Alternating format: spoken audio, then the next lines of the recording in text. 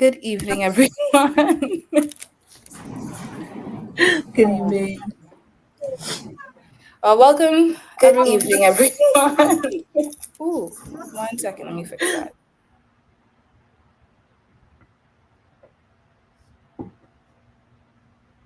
This is what I get for listening to myself, trying to pull it up to make sure that I had your bios up. So I will just pull that up or hit something else.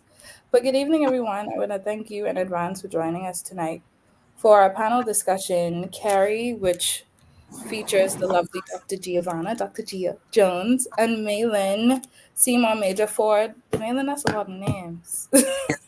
It's just Maelynn Ford now. We got Maelynn it. Ford. I did not. So That's awesome. So we will be discussing themes that are present in Turner's current exhibition, Carrie, which is a solo exhibition by Tessa Whitehead.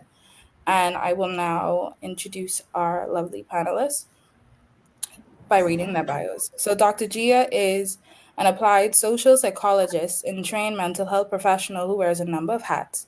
Her primary work is for a philanthropic grant-making organization based in Nassau, the Bahamas. At her core, Dr. Gia is passionate about service and healthy communities, and as such, she serves as the pastor of Health at Legacy Church Global, provides therapy in her private practice, the Safe Space Counseling Center, and is co founder of a nonprofit with a mission of mental health, help, and wellness. Dr. Gia completed her MA and PhD in Applied Social Psychology from University of Windsor, Canada. Her dissertation focused on hope and resilience in Bahamian youth. She also holds a MSc in Mental Health Counselling and a BA in Psychology. Her personal motto is to foster hope and build communities, providing resources such as the book The Strong One, Redefining Strength and Finding Freedom in Your True Identity, and it's supporting workshops or ways to support more people on their way to healing and wholeness. She married her college sweetheart, Dayton, and together they have two beautiful children, Daelyn Grace, who is 10, and Davyn Giovanni, who is 7. Thank you, Dr. Gia. thanks, Jodi. And Maelynn Ford. Maelynn Ford is a poet with an academic background in English literature and poetics. Her poetry is influenced by nature, and she primarily writes about Black Caribbean experiences of love. Her poetry has been featured in art exhibitions including Jackson Burnside, Chunkunu as We Knew Him, One Family's tribute to Jackson Burnside at the National Art Gallery, Bahamian Woman Long Island Roses, Bahama Mama exhibition at the Public Treasury Art Program, the historic Nassau excerpts of From a Life at the historic Nassau Transforming Spaces exhibition and Refuge at the National Art Gallery of the Bahamas. Maelynn has been working with a dedicated group of writers since spring 2018. She experiments with book arts, paints, and is an avid reader. And you can find her publication history on maelynnbaucus.com, and her Instagram is Maelynn Writes, where she posts poetries and prompts. And this whole bio is in the description on YouTube. So if you want to look at it again, you can. Good night once again, ladies. So um, I'm a little clunky tonight, so please have grace with me, viewers and panelists. We I forgot that StreamYard is quite prohibitive when it comes to sharing information. But just to get the conversation started, I will share um, a question that I posed. So I think I should say for people who don't know me, I'm the only person who's not a mother on this panel. So as I'm here to talk to them, I'm also here to learn about the experience. And in curating Tessa's exhibition, which is heavily focused on her experience raising her now daughter, who's about I think 2 to 3 years old, the work centers motherhood. And one of the things that she said was that motherhood is not burdensome. So she made sure in our interviews to reiterate that she doesn't see it as a burden. However, it carries weight. So how would you I think that's like a very interesting situation to present, and I wanted to open the floor to ask if you both would be able to expand on your experiences with this balance, if this too is your experience with motherhood so far. I definitely think it is my experience with motherhood so far. My daughter is around the same age as Tessa's. In fact, she's going to be 3 on May 18th. Happy birthday. Um, and I'm currently pregnant. So, yes, Congratulations! thank you. So there's a very literal weight of pregnancy, but I totally agree with her. Motherhood is something that is very heavy and weighty, and you can't properly hold it all. You often feel like you're going to burst because you have so much emotion, love, um, and responsibility that comes with it. And it sounds kind of unattractive, but it is, it is one of the best, warmest, most enveloping feelings and responsibilities in the world because it never stops. I think about my child, my children constantly. I love them constantly. Even when I want a break from my daughter, I also want her to be around. So there is a lot of weight there. There is a lot to carry. And, when you get married, they tell you, oh, you're no longer twain, you're one. And while as a mother, you're very much an individual, it is sort of similar to me. Like, I feel like I always have my daughter with me. And I'm always carrying her with me. There is nothing I do where I don't think of my daughter. Just walking in Kelly's, I think about her, what she'd want to look at, buy, what makes her excited, grocery store, everything. Oh, that's really sweet, Dr. Gia. So I'm going to piggyback on that last statement made because I think the best example is today. I ordered lunch and I forgot what I ordered, and it was crab cakes. And I'm hungry and I'm eating my crab cakes. And as I'm eating it, I'm like, Daylyn's favorite food is crab cakes. And I'm like, well, she don't know. And so like the mental battle in my head is she don't know. She'll have no way to know. So what does it matter? And I just need y'all to know that I had 2 crab cakes and I surely did bring an entire one home because I was like, it would make her smile. Like and it's not even, it's the simplicity of the things that's going to make her smile or make them smile or just make them full of energy and life because that energy and life is so contagious. And I think for me, that's part of the weight of it is, I don't think any parent wants their child to hurt, to feel pain, to not have, to experience for lack of a better word, a negative experience. And that covers the scope of things that are as simple as just getting a boo-boo from falling down to something that may be more significant. And so, just as Maelynn said, it's the thinking about and orienting our lives in a way that we can maximize positive opportunities, protect from negativity, to fill them with joy, because I mean, in many ways it's selfish because them filled with joy is me filled with joy. The best sounds for me are the kids giggling, and they drive me crazy because they talk incessantly now. But then, just like Maelynn said, when they're not talking, I'm like, hey, Yeah, what what's you going doing? on? Why are you so quiet? Yeah, yeah. So there's definitely that side of it. I think for me, one of the biggest lessons with the carrying the weight was giving up the unrealistic expectations of who I thought I should be as a mother and leaning into me being imperfect, leaning into life being imperfect, accepting that I'm doing the best that I can, and that's not an excuse in any way, shape, or form for anything untoward towards them, whether I do it by omission or commission. But it is a freeing of self in a way that I think every mother has to grapple with at the point is when do I get to the point where I'm like, I tried my best. And for me, mine started from breastfeeding because it was like it wasn't working. And that for me was the ultimate. And how did I navigate all of the emotions and everything tied to what I thought was the best, what needed to be the best, and all of that stuff. Yeah, that's really insightful. I think based off of the answers that you two gave, it seems like the carry is this consistent consideration. Um, it an unconditional consideration of, and it's as I'm talking about this and even engaging the exhibition, I'm like, is it truly fair to say that your children are not extensions of you?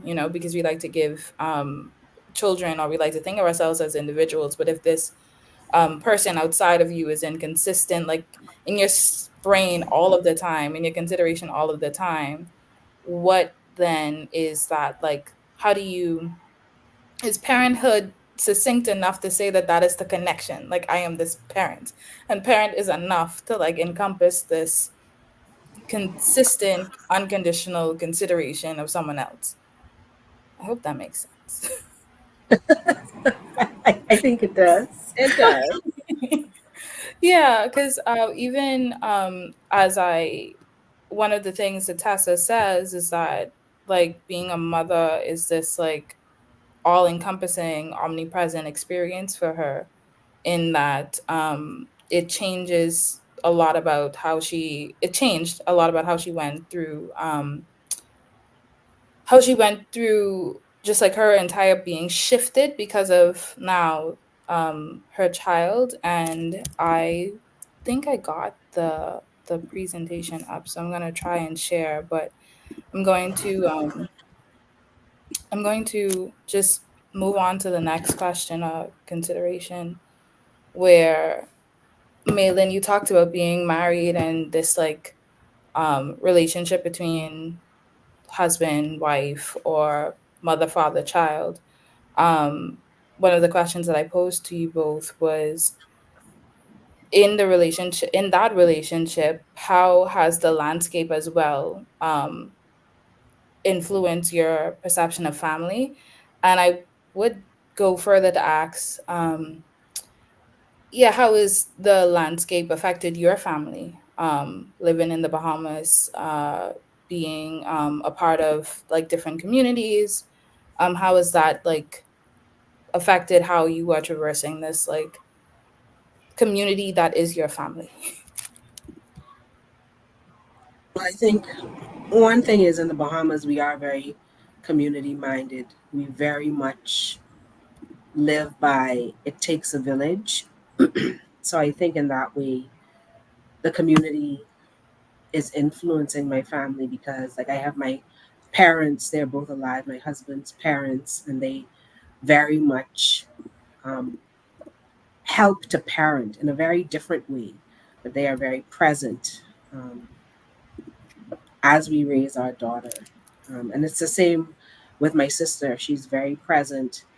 My daughter's aunts are my sister and my husband's sister. How does this environment, how does it influence our family being in the Bahamas?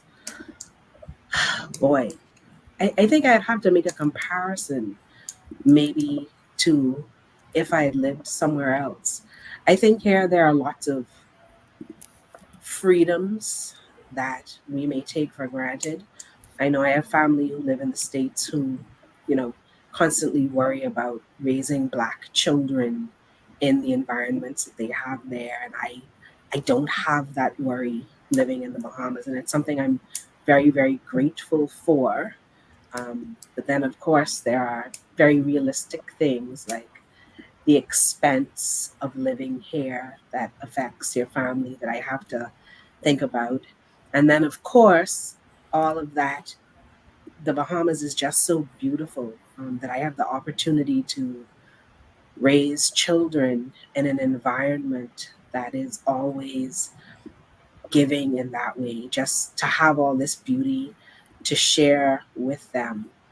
way beyond Nassau. My dad is from Long Island, so I can't wait to take my daughter to Long Island for the first time. Like those experiences in our natural environment. Because I know Tessa's work, a lot of it, her daughter is, painted in the garden. And I think there's one piece that has Tessa's mom holding her granddaughter. And that for Uplift. me, yes, that for me, I really identified with because there's nothing my daughter likes more than being outside and being, in particular, in her grandmother's garden. And so I really identified with that because she is a person who right now really loves the environment. She loves flowers, digging in dirt, even gross little bugs, which I can't stand. And so that is having a very real impact on her childhood and then on our family because it's forcing me to be outside more, to care even more about the environment um, that she is living in and growing in. I'm Yeah. hoping that answered you.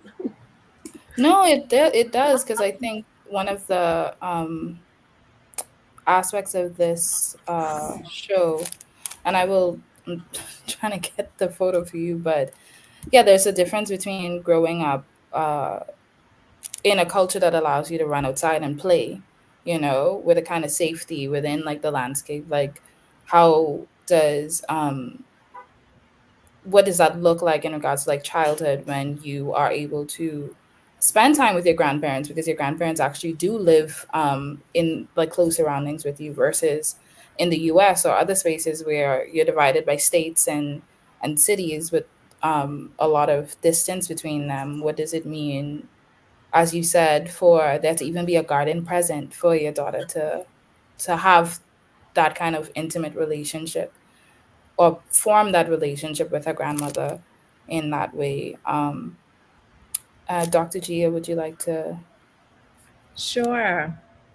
As Maelynn was sharing, there's a lot of, again, points of overlap and things that I appreciate. I tell people all the time, we decided that we were at the place where we were ready to start trying to have a child once I had gotten to the place where I was secured with my dissertation for my doctoral degree. So I had already gotten the approval to proceed with it, and it was just like a matter of time before I would complete. And that ensured that I didn't abandon one for the other.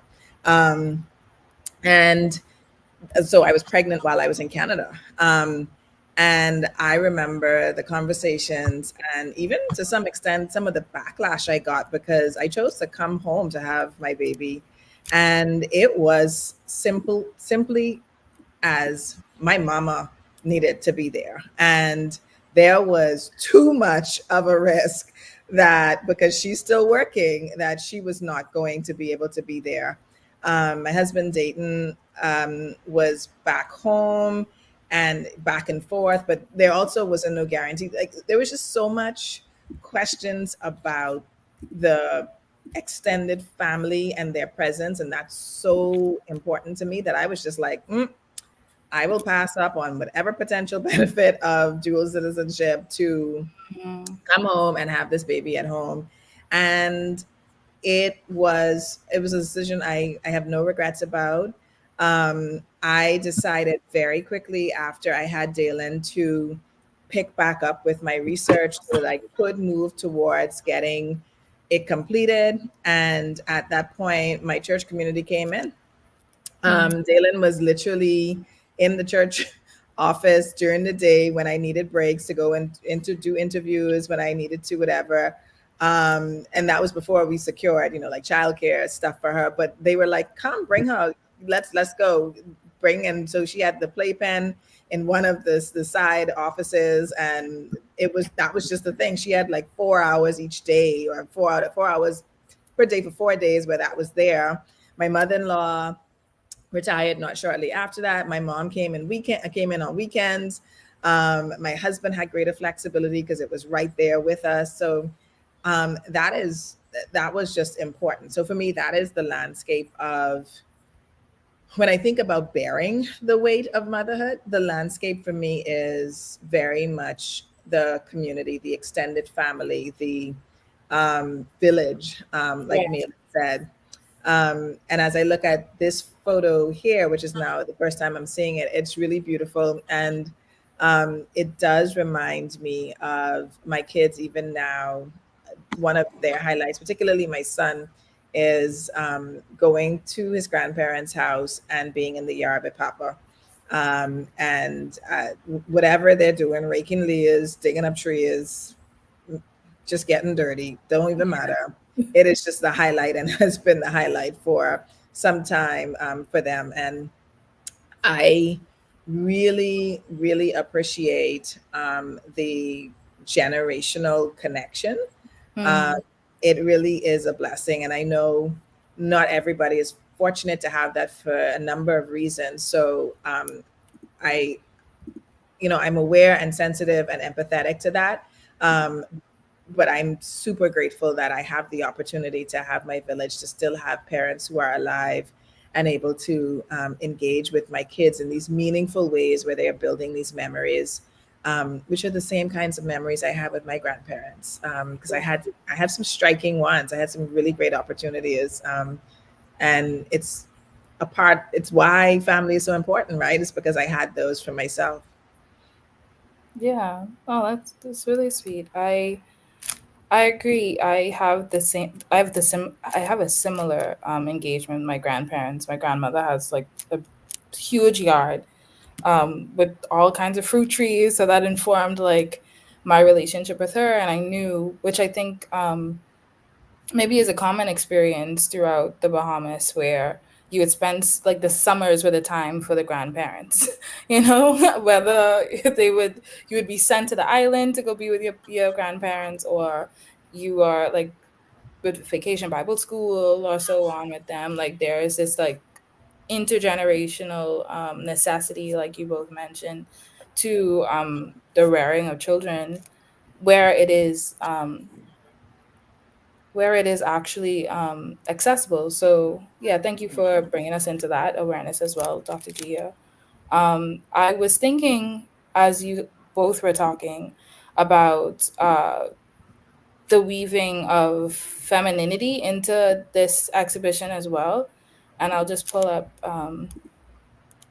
like this. I think is a broader scale of work in the show, but Tessa also thinks of the landscape as being quite feminine, which I think is an interesting concept to think about. And she also talks about femininity being this ever present kind of I use the word mundane, and Ramel, who is our beautiful associate at Turn, was like, mundane's not the right word, but I think she's saying that femininity is something that is like ever present. So, and it's so ever present to the point where it just is. And yeah, I was wondering in this vein of thinking about grandmothers, mothers, daughters, because you both have daughters, what how are you even negotiating what femininity means as you both are raising young women, girls, now? So I just want to say maybe a better word for you is backdrop. The femininity is the backdrop of As that a backdrop. experience. Yes, yes, thank you. Yes. And I can follow up since I said that.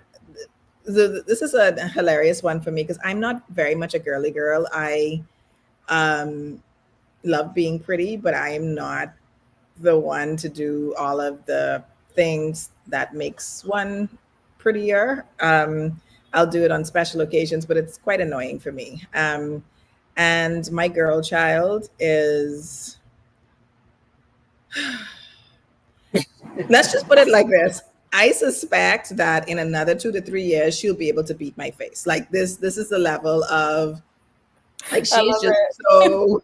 she's just like she's so aware of it. And that's just one example, of course, of femininity, right? But it was the first one that popped to mind when you said it because it's always It's the running joke between us, because if I'm going out and I get the, "Ooh, mommy, you look good," then I'm like, I know I did it. I know I did it. Because sometimes she'd be like, "Mommy, where you going looking like that?" And I'm like, leave me alone. But what I have tried to do, and part of this is just the social psychologist in me, is not to define femininity for her, to let that emerge. What we talk about, though, is her strength. We talk about the opportunities that sometimes may not be made available to her, but that she's going to make for herself.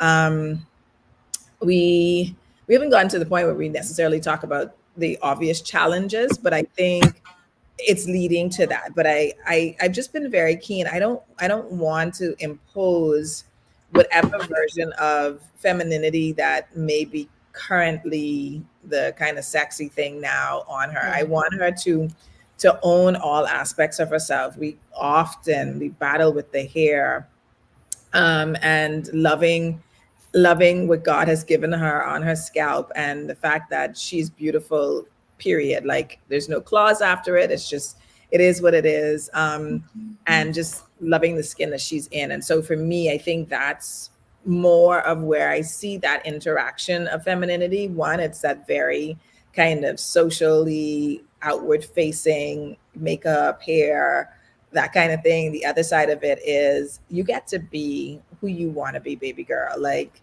don't let anybody define you. Don't tell them you can't, because don't let them tell you you can't, because and I'm going to be your number one supporter for that. So I don't know if that touched enough into the depth of femininity, but I think for me that's what it has been for the 10 years that I've been with this girl child. Yeah, no, that was helpful. That was really helpful. Me? Very helpful. I'm going to steal some of it. Um, I've only been a mother almost 3 years with this girl child, and I will say I totally agree with Dr. Gia, where she says I try and let her come into her own femininity. And it sounds like a strange word to associate with a toddler, with someone who is only 3 years old. It seems weird because I fully believe it's a social construct, the way most people think about it, that it's all soft and pretty and pink. Um, and I'm very much a lover of pink and soft and nice clothes, and I'm not much of a makeup person, but I do tend to like things that are, stereotypically a little more feminine. But my daughter, I have I've tried to give her sort of the freedom to make those choices for herself.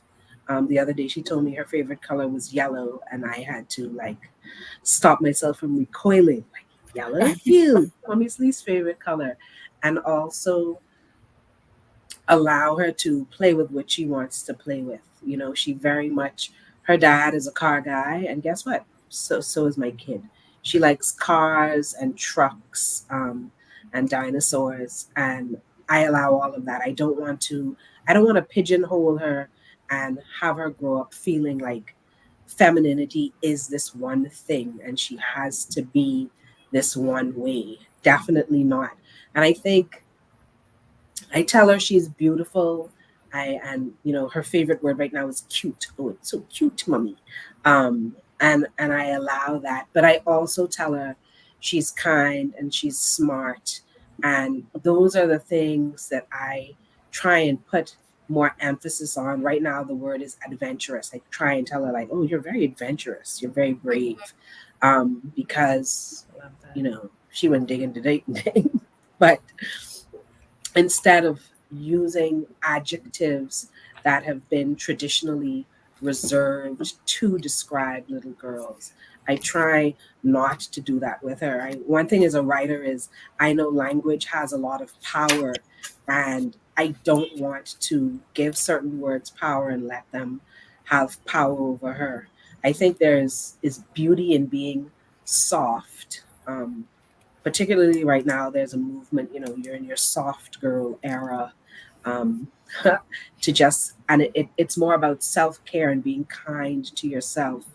And so that I don't mind her having, because I definitely don't think I want her to grow up with the idea, and I'm not going to use femininity, but I'm going to use womanhood.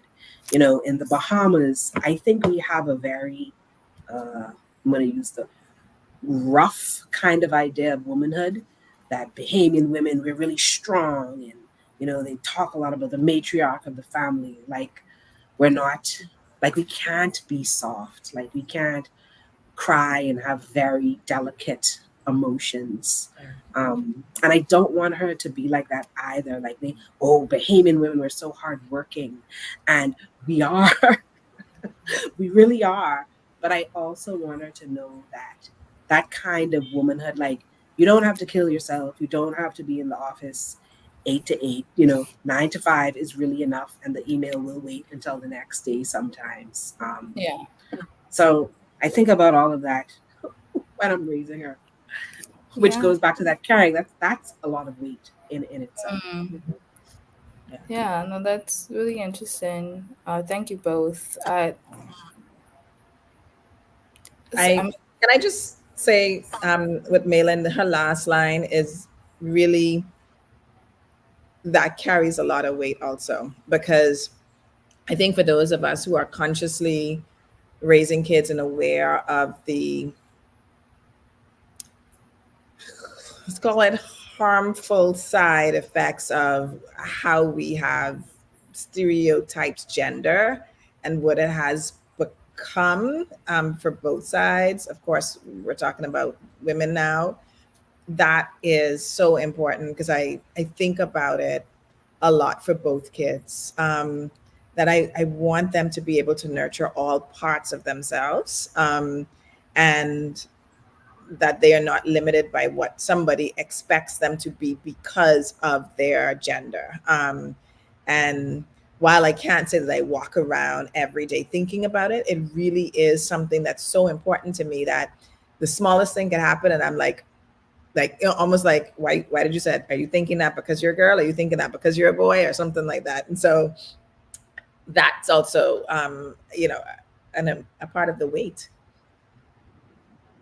Well, that was so good on both sides. Thank you. I apologize. I live next to a road, but I was thinking about. So I love history. I was thinking about the historical context for what Maelynn was talking about in regards to like this hardness or this like sense of responsibility that Bahamian women have like historically carried. And I remember reading in one of Dr. Gail Saunders' books where she talked about how we had a matrifocal society, and the matrifocal society was birthed out of men leaving the Bahamas to find work in the U.S. In the early in the late 1800s, early 1900s. So the women who were left with the families to like run things, to kind of figure out what to do with the money once it came back from the U.S., how to navigate this, the man being the figure that went in and out of the home because of work obligations, because he was providing.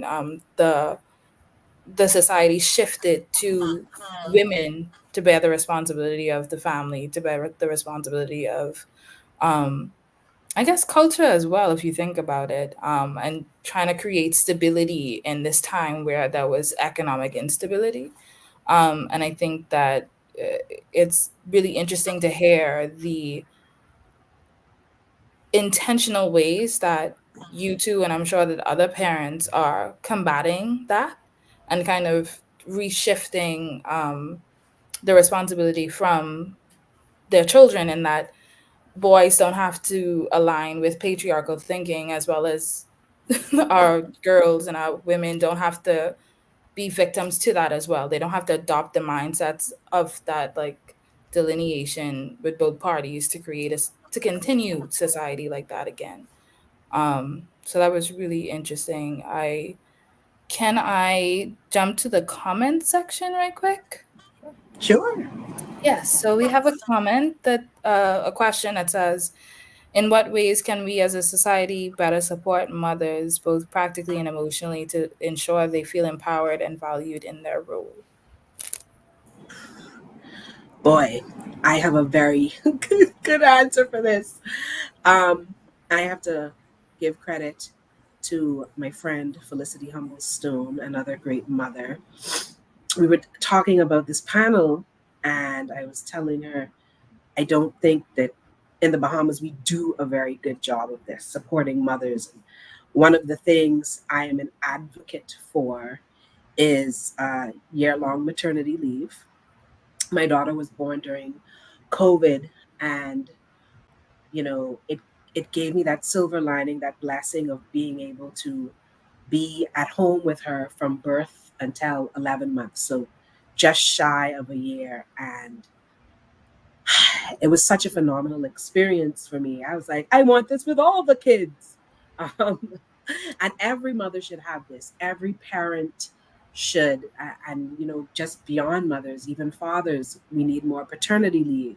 And so I was thinking, yes, definitely better support would be more maternity, more parental leave. And she said, and there's another way of thinking about this that she thinks about this is that we also actually need to support children more in our society and care more about children in our society. And she said, from 0 to 5, we kind of don't check for kids. There's no real education system for them. There are no support systems for children, and by extension, their mothers, or support systems for their mothers, and by extension, their children. So I think practically we need more maternity leave, and then I think we also just need more systems that really support mothers and children, particularly at that age 0 to 5, because I think once you're 5, you have to go to school. The law requires it. And so it kicks in then. And emotionally, I think we need, well, more conversations like this, and more Dr. Gia's, because she's definitely good with that. But I think we also, why the conversations are important is to really understand what mothers are going through. And I don't know that we have enough resources. Like, people can automatically think, oh, if I'm being abused or going through a particular problem, I will call the crisis center. But maybe we don't think, actually, as a struggling mother with maybe postpartum, maybe I can sit and call the crisis center. Like, that is not advertised as much. I know for me, I can say right now, I'm pregnant and I'm overjoyed, but I'm also a little fearful because the newborn stage was the scariest stage for me raising my daughter. And it was just constant anxiety. I think if she was asleep for 20 minutes, 18 out of the 20 minutes, I was watching her to make sure she was breathing. And that is a lot. That is a lot of weight. That is a lot to carry. My husband had to go back to work, I think, after like 2 weeks. And so it's just like, oh, who here with me? And then it's COVID. So it's literally me and this child. And I'm just like staring at her. And so having someone to talk to would have been great. Someone to just listen in particular. Like, I didn't necessarily need anyone to tell me, okay, well, here's what you have to do. Here's how you make time to take a bath. There are lots of reels for that out now with lots of very helpful information. But I think I just needed to be listened to and to understand that there's someone out there, another mother, any woman, who kind of got it. And I think for me, one of the people who did listen and who did get was like, well, if you need me to come, I can come, was my friend Yasmin Clinton. Poitier, happy birthday, Yasmin. Happy Um, birthday, Birthday. she was like, oh, if you need me to come, I'll come. And of course, COVID. So I don't think I really took her up on that offer. But I think Dr. Gia said it before, that there's also the weight of feeling like you have to be perfect, like you have to do everything yourself. Uh, and it really is a lot. I mean, spaces, practical things, spaces where we can breastfeed in public and not fear people looking at you or doing whatever. I mean, I went to church with my child once. I think she was one. And I'll be honest, I ain't been back to that church since. Where a lady told me, child, bring her back when she 4 and she know how to sit still. And I was just like, urge. And I go to church. Yeah. Okay. I was like, oh, wow. All right, then, I guess. 4? Okay. I'll see y'all in 3 years, maybe. But definitely community spaces like that where you feel comfortable, where the pastor or the priest doesn't care if kids run up and down in church because that's home too. And they should feel comfortable. And yes, it can be a bit disruptive, but a community that really understands this child is a toddler, this baby is a baby. They're going to cry, they'll need to be fed, so you have to breastfeed them, and they're going to act like children act. Yeah. Like healthy children act. Yes, right? yes. Yeah. Right. Yeah. So I'm co-signing everything May said, like 100%. Like, give me the thing, let me sign my name in 500 different ways. The only thing that I will add is spaces for. So it's getting better now because I think of the TikToks and the Instagrams and those kinds of things. And if you're somebody like me who's not very active on them, then you may also miss it. But motherhood is the most beautiful experience, but exactly what May said, infancy in particular, I mean, every stage has its fair share of woes, but I mean, I can't even put words to it, the extent of how ill-equipped I feel that we as a society are for supporting new moms and moms in general. There is this thing that it's supposed to be natural. You're supposed to get it all at once. So it's either two extremes. One, I don't need to say anything to you because you're a woman, you got it, and you better get it, and you better do it perfect because we're going to be quick to judge you.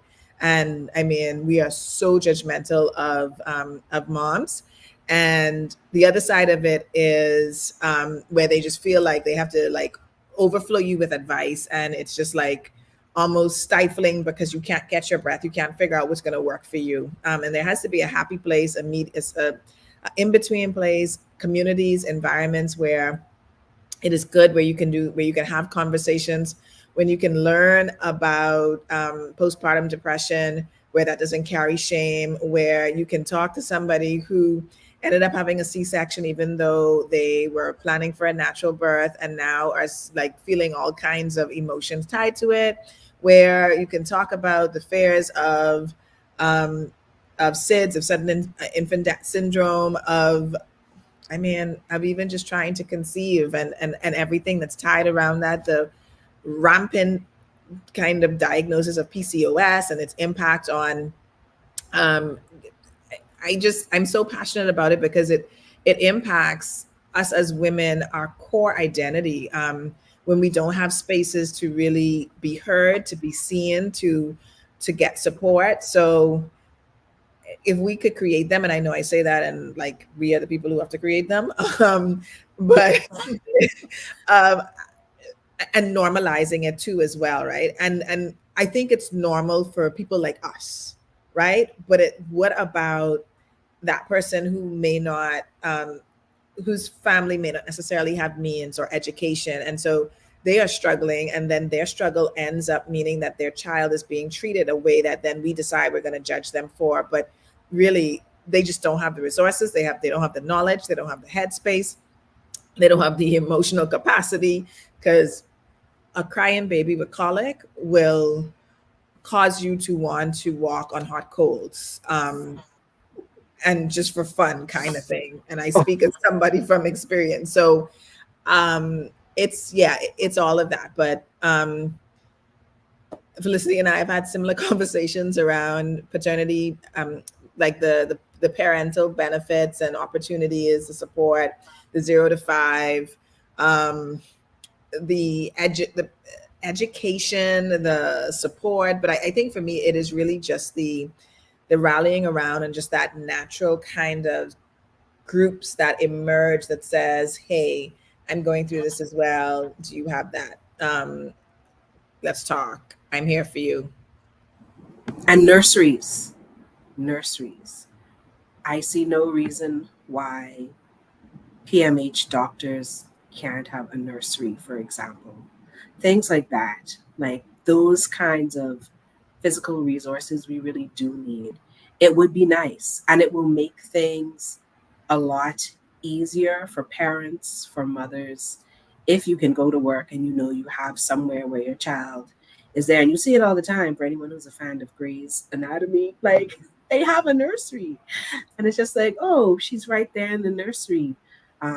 I work at the University of the Bahamas, and it would be nice if, yeah, we could have a nursery maybe. That would be great, particularly because children are frowned upon in the workplace after work.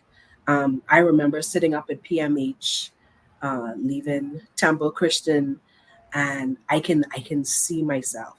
There was like a chair in this nook behind the door, and it was black. And my mom would sit me there and be like, "Okay, be quiet, keep still. Do you do your little drawings or whatever? Read your book. We're not going to be here too long." And I think about her. I don't want to say anxiety or pressure, but just her wanting me to be quiet and not disruptive because, oh, my boss could come in at any moment and this is a workspace. And like, that's unnecessary pressure for a parent. And also it makes a child feel some kind of way because I really want to run up and down the halls and go see somebody, and I have to sit there. So nurseries at, workplaces where people do have shift work, or doctors have to be on call, it would be nice. Yeah. Oh, those are all wonderful things, and I wrote notes if you saw me. I don't know. I just feel like just needed documentation. Greater support for moms with kids with special needs.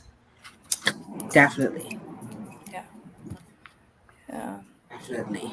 No, that's really helpful. I'm gonna take these out.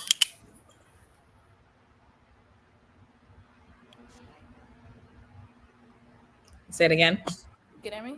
Yes. Yes. Okay. Yeah, there was actually a kid crying in the background. So, but yeah, I think all of what you both said was so poignant. And in the office, Lauren has young kids, and Amanda has older kids. So it's like very interesting when Lauren's babies come into the office and they're like, "Mommy, I want to draw. Mommy, I want to do this. Mommy, I want to do that." And I'm fully like, I will stop everything and draw with you right now. I love that. Yeah, and we always say a turn. Obviously, depending on the subject matter of the work in the gallery, we're like, please bring your kids. Like, don't want anybody to feel as though they have to miss an event or miss a show because they don't have a sitter or anything like that. So we try to work in that way. And then Amanda's kids, when they're off from school, they come and sit in the office with us and just hang out. And we're like, all right, well, it's a family-oriented space. And yeah, I think from what I've observed, the extended maternity leave also, it seems as though postpartum depression is quite longer than people account for. I've been noticing. So yeah, the 3 weeks, 6 months, or so on may not be enough. The year may not be enough. So how do you, um, maybe it's vacation time, sick leave, but also like mental health time for mothers as well. That's built in to certain like policies. And I'm glad that we ended there because I wanted to segue in that we're talking about the work. Well, we're centering this conversation kind of around the work of an artist. And I know for me, a very impressionable moment that I had as a young artist, I think I had to be about 17, 18. So this was nowhere near my mind, but I had someone tell me to not get pregnant. Like one of the things like they were like, any advice I would give you is do not get pregnant. Don't have a family right now because your work will suffer and your children will like need all of your investment. I've talked to other women artists and other persons around Tessa's show as well, and we were like, you remember when they told us we couldn't do this? Like, you remember when they told us that, like, if you had a kid as an artist, this would be your career would just like suffer. And we find in at turn specifically, because a lot of, well, a good number of the women that we work with are also either their wives or their mothers. And we have to work equitably. Like it has to be like, maybe we can't um have this person in this show because they just need more time to make work, and that's not a bad thing. They just have more responsibilities. But we don't approach the fathers that we work with in the same vein. Like we hardly have conversations to be like, oh, he has a kid, maybe we shouldn't like put him in there. So I was the question more succinctly that I wanted to ask was, can you speak on the dichotomy of working and motherhood in the context of the Bahamas? I know we touched on it a bit, talking about like the need for nurseries in the workspace, the need for more accommodation for kids after work, the need for more maternity leave. But are there other aspects of being a working mom that arises that persons who don't have children and other capacities like that wouldn't know? I think the biggest missed opportunity we've had are the lessons that we learned from the pandemic, and that is that people who are invested in their work well, whether they are sitting in an office or not. And I understand that there are some workspaces where that is not helpful. And that's where all of the suggestions that May was bringing up, where it's like, okay, having nurseries, having these spaces, those kinds of things. But this idea that there has to be this inflexibility and this traditional, you show up in a space and you're there for a set period of time, and then it's frowned upon if you have to bring your child, really is something that we just need to like let it go. I feel like we've all passed the test, right? Like, I mean, we worked and we worked well. The data coming out of the pandemic says that most employers, the efficacy or the performance in terms of how well people did for working was higher during the pandemic, when they had flexibility and they were working from home and all of these different situations. And so let people choose, let people choose what works for them.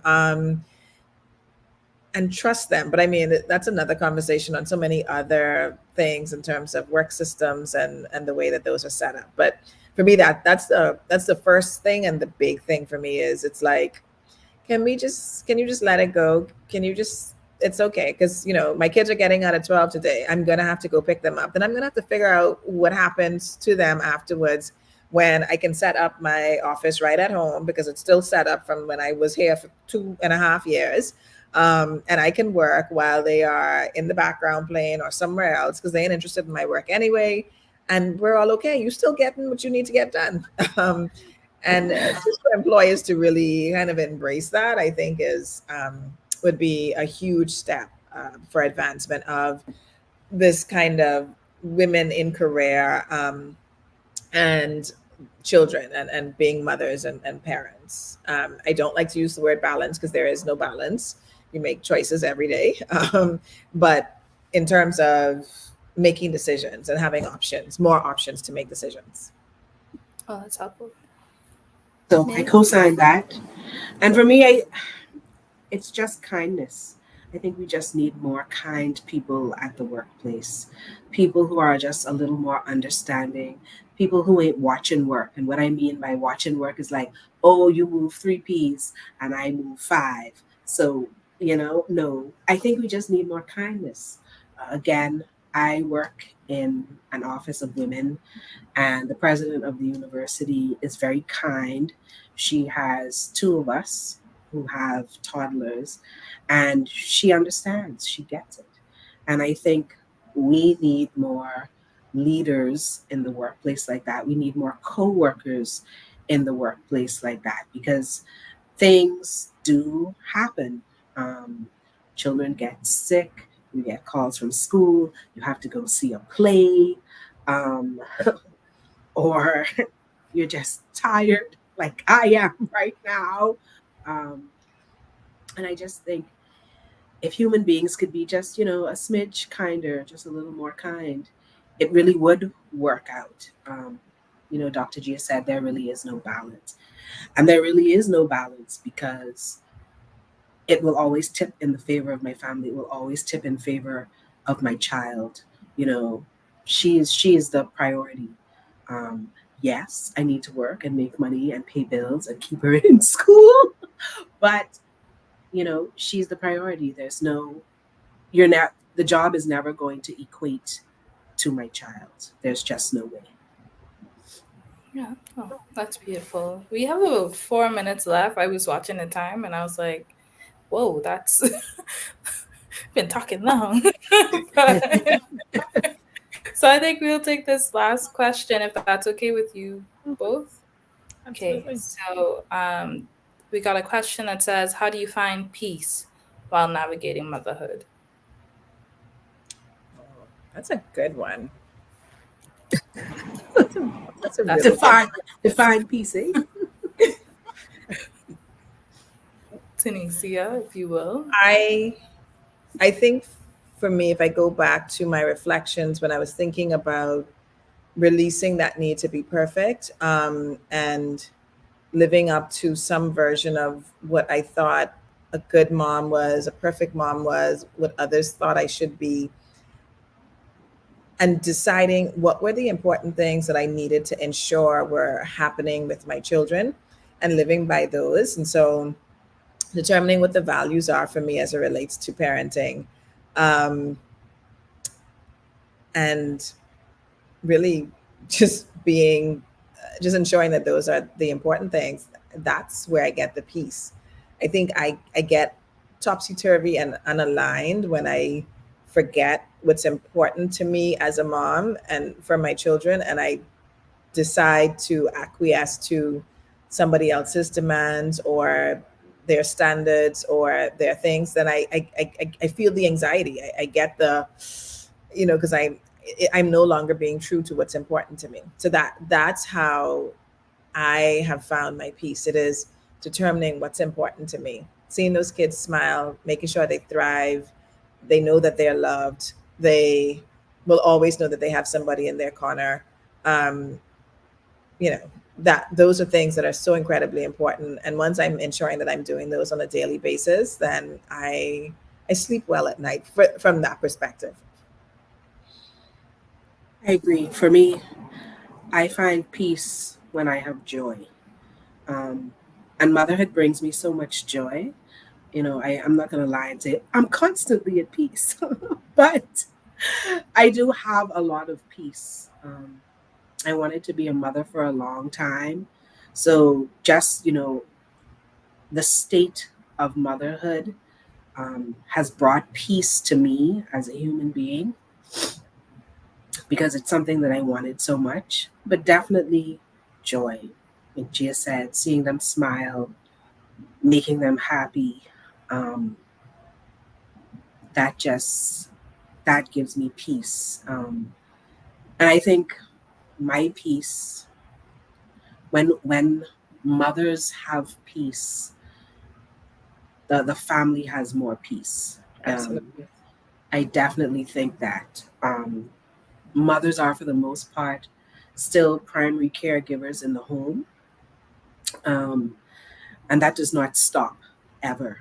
Um, I think about my own mother, who is still very much an active mother of me, her 42-year-old child. Um, and so you definitely have to find that peace because you've signed up to do this forever, for the rest of your life. And when mothers are at peace, I think the home is more at peace. Um, Now, if Tunisia's definition of peace also has to do with self-care. For me, I weave it into my everyday. I love to cook, so I try as much as possible to cook and do those things that will just give me moments where I can disconnect from thinking about work, um, and just disconnect from everything and just fill myself with, again, joy of something I like doing. Um, and that helps to bring me peace too. Talking to friends and then doing things like this. I think as a writer, my work has not suffered becoming a mother. So whoever tell you about don't have no children anyway, um, do what you got to do. I write. My children are a part of my work. I mean, I already write about 10 poems about this little boy, and he didn't reach yet. And it's just because there is so much love and there is that peace, and it just filters throughout your life. I have that joy, so I write about them. I guess that's, I don't know. I hope that helps. No, that is really helpful. And I want to apologize to our viewers. I realized that on the flyer it says 6:30 to 8:30 p.m., which is a long time for a panel discussion, and we will not be running I that thought so long. too. I apologize. But we will be wrapping up in a minute. I'll just, if there's not any more questions, I will thank Dr. Gia and Maelynn for your insight, for your grace, and for your time. Jodi, Really, may I? Sorry, yeah. before you, because something you said just now, just it made me pause. So I was reflecting, I guess, in the back of my head, still thinking about the silly statement about not having children because it's going to impact your whatever, right? Mhm. Which there's some value to it for some people, but where I think it is important to really think about if and when you're ready to have children is what Maelynn said, where because you're a parent, you're a mother for life. And Yeah. so you want to make sure that you are at the place where you are approaching this with eyes wide open, because it is a load. There is a mental load, there is a physical load, there is an emotional load, but there is so much benefits and joy tied to it that I think for most of us, and between Maelynn and I, we have expressed this over and over about the beauty and the joy and everything that's good that we receive with it. But I think sometimes when it is glorified as something to do or something that you must achieve, going back to these standards of what a woman should do, what a man should do, that kind of thing, that's where I would say to be very like thoughtful and judicious about when and if you want to have a child, but not because you have to choose one or the other for your career, but Sure. because when you do, just know that everything in life changes and your perspective changes, and they really become a core part of all of your thoughts and your decisions. And so you want to make sure that you're ready to do that, and that you're not going to be sitting there wishing that you were doing something else when you're missing out on an opportunity to really love on and embrace all of the giggles and joys, and dirty diapers and potty training and everything else that's just annoying of motherhood. So there we go. Now Oh, yeah. And now that also made me say the tone in which the advice was given was not great, but I understood like the undercurrent of wisdom in it. And it also actually, and which is something that we haven't discussed, like made me come to grips that it's okay if I never become a mother as a woman. definitely. I think that that's something that I had to sit with for a minute to say it won't be the end of the world. um, And remember, mothers are not just women who have birthed children. I mean, there are Right. lots of different kinds of mothers. And again, I think of Yasmin, who is an educator and just, oh, I'm going to cry. It's my hormones. it's She okay. has been such a great mother, especially to her students in Abaco. Um, I can't think of a better mother. Hmm. Yeah. Oh, happy It's birthday. it's the baby. It's the baby. It's okay. Yeah. But I do think that that had to be, and I thank you, Maelynn, for bringing that up, because I just wanted to, yeah, motherhood has a lot of different forms and shapes, and it looks, it's so idiosyncratic that it's crazy. So um, I'm grateful, but oh, thank you both for your generosity. I really appreciate You it. are welcome. This And was fun.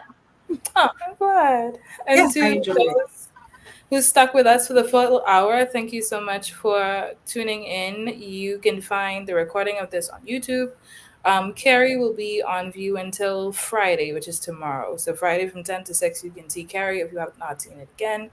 And then we will be announcing our next exhibition soon. So thank you both again, and we will sign off. So Thank thank you. you.